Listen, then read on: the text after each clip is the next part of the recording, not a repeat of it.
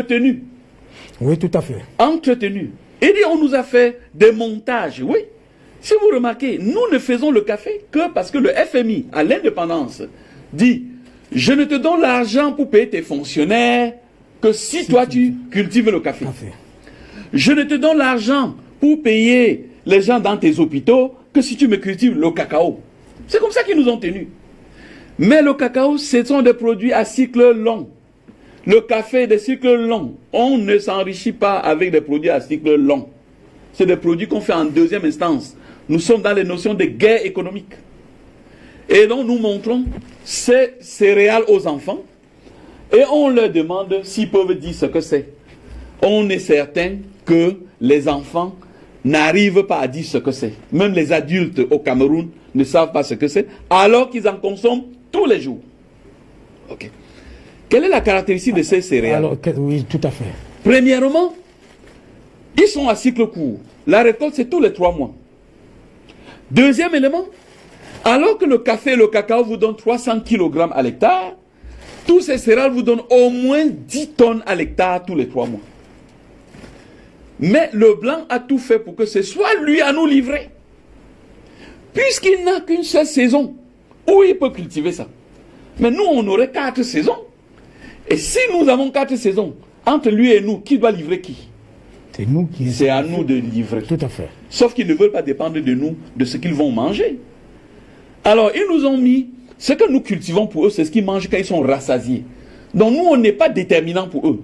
Le café, le cacao, c'est 300. Imaginez 300 kilos à l'hectare par an, par rapport à 10 tonnes à l'hectare tous les 3 mois. Donc, on nous a amené. Alors, je vais dire, le premier élément, ça c'est le blé. Ouais. Qu'on nous a dit que ça ne pousse pas. Faux. Nous, ce qu'on fait, on donne ces céréales aux enfants de l'école primaire. Ils vont chez eux planter. On a distribué ces jours-ci parce que nous sommes en début de saison de pluie. Il ne faut pas croire à la science telle qu'ils nous ont mentionné. Moi, j'ai compris une chose, qu'aucun produit ne pousse ailleurs et qui ne pousse en Afrique. Parce que nous avons toutes les conditions réunies pour faire pousser tout. Deuxième produit, c'est le tournesol. On nous a dit que le tournesol ne peut pas pousser, mais il s'appelle tournesoleil, parce qu'il tourne sunflower. Lui, il observe le soleil toute la journée, donc c'est un produit qui n'est là que pour le soleil. Malgré ça, on nous a convaincus que ça ne peut pas pousser. Avec ça, on fait l'huile de tournesol. Avec ça, on fait la glycérine. Alors qu'on est sous les tropiques quand même là, avec le soleil. Bien sûr. Ça fait 14 tonnes à l'hectare, tous les 3 mois. 14 tonnes. Là, nous avons l'avoine. Ensuite, on a l'orge. L'orge, vous savez, ça qu'on fait la bière. Mais est-ce que vous voyez qu'on nous a dit que ça ne pousse pas? Les Camerounais boivent la bière au plus profond des villages camerounais. Mais ils ne savent pas que c'est grâce à ça qu'on fait la bière. Mais j'ai dit tout ça, il y a un élément que je ne vous ai pas dit. Lequel? Est-ce que vous savez que tous ces produits, c'est interdit d'importation au Cameroun? Officiel. Mais bien sûr, parce qu'il est interdit de perturber la croissance du café, du cacao et du coton. Il y a un bureau à l'aéroport financé par la France qui veille à ce que tout ça, quand ça entre, on brûle. Parce qu'il ne faut pas perturber. Alors, moi, juste pour qu'on comprenne, oui, dans cette guerre économique, moi, je veux faire la vigne au Cameroun. On me dit, ça ne pousse pas. Je dis, d'accord, ça ne pousse pas, mais laissez, je vais essayer. Je vais au ministère camerounais de l'agriculture, je fais une demande. Je veux importer 1000 plants de vignes. On me dit, ok, vous devez payer, c'est un montant très très cher pour importer. Le gouvernement camerounais met 6 mois pour me répondre. Alors, on me donne l'autorisation qui est validée du jour où j'ai fait la demande.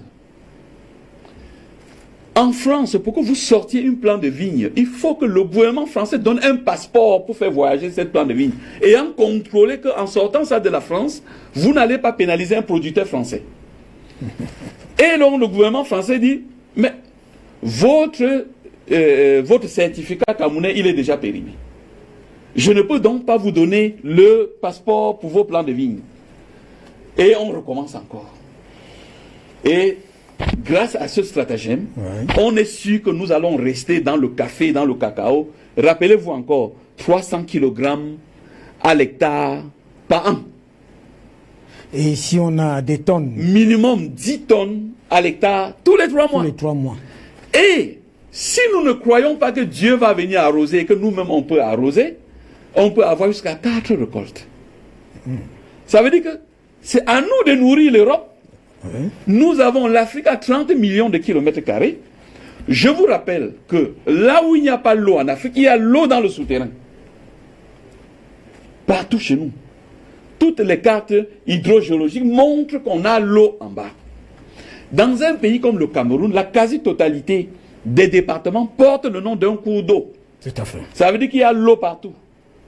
Comment expliquez-vous que l'extrême nord du Cameroun, qui compte les terres les plus fertiles du Cameroun, c'est la zone assistée par le programme alimentaire mondial?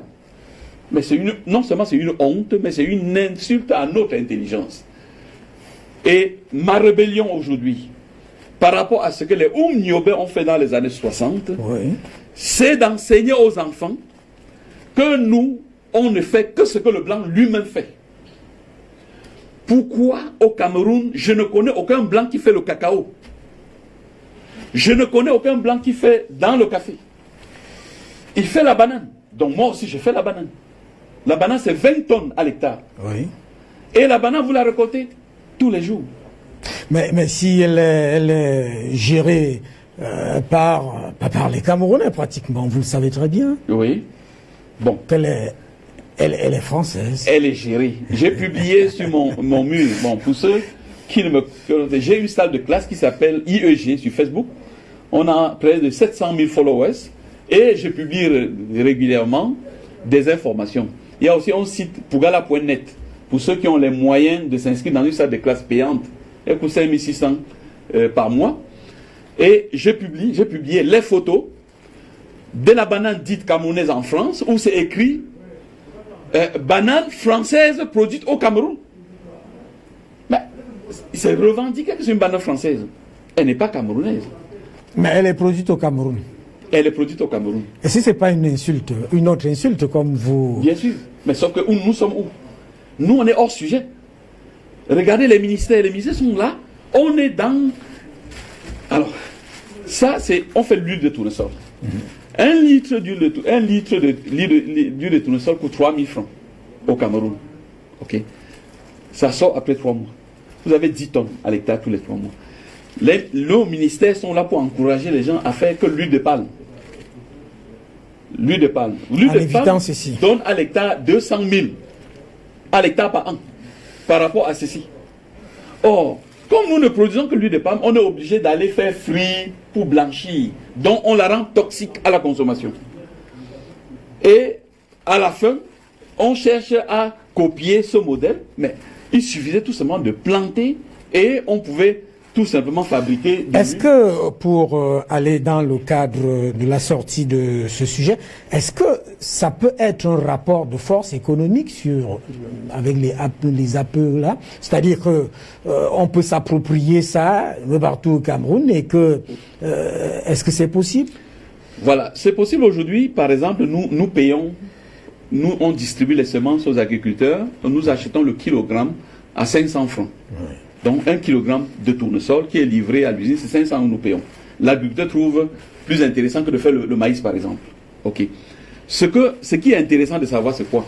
C'est que les Africains de la diaspora,